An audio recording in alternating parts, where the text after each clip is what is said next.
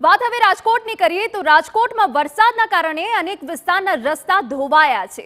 તેવામાં ધોરાજીથી જૂનાગઢ જતા રસ્તાની બિસ્માર હાલત પણ સામે આવી। જુઓ આ રસ્તા, જ્યાં કહો ત્યાં ખાડા। રસ્તા પરનો ડામર વરસાદમાં ધોવાઈ ગયો છે। 1-1 ફૂટ ઊંડા ખાડા પડી ગયા છે અને કેટલીક જગ્યાએ ખાડામાં પાણી ભરાયા છે। મહત્વનું છે કે રસ્તા પર 350 જેટલા કારખાના આવેલ છે। ટ્રાફિકથી વ્યસ્ત રહેતો આ રસ્તો છે, ત્યારે અહીંથી પસાર થનારા વાહન ચાલકોને ભારે હાલાકી પડી રહી છે।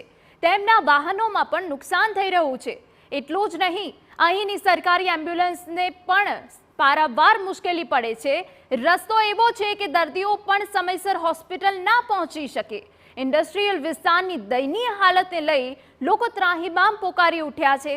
ત્યારે લોકોની એક જ માંગ છે કે રસ્તાનું સારી ગુણવત્તા સાથે સમારકામ કરાવવામાં આવે।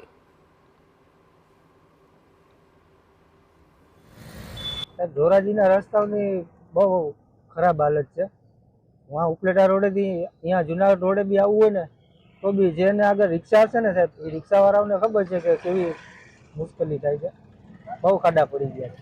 એના હિસાબે વરસાદના હિસાબે આ રસ્તા ધોવાઈ ગયા છે અને ધોવાથી ખાડા ઊંડા થઈ ગયા। વાહન ચાલકો એટલા હેરાન થાય છે અને ધોરાજીનો આ મોટામાં મોટો રોડ ગણાય ઇન્ડસ્ટ્રીયલ, અને આ તકલીફ છે। અને આ જુનાગઢ થી ધોરાજીનો સ્ટેટ હાઈવે છે।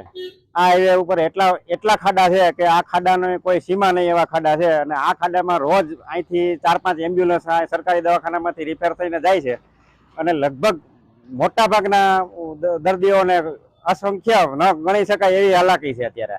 અને રોજ 1-2 ગાડી તો એવી નીકળે છે કે એના ટૂંકમાં કા જમ્પ ફેલ થાય છે ને કા વ્હીલ પ્લેટું ફેલ થાય છે। આ રોડની એવી સ્થિતિ ખરાબ છે કે જો આ સત્વરે ન થાય તો માણસોને હાથ પગ ભાંગી જાય એવી પોઝિશન અત્યારે આ રોડની છે। રાજકોટ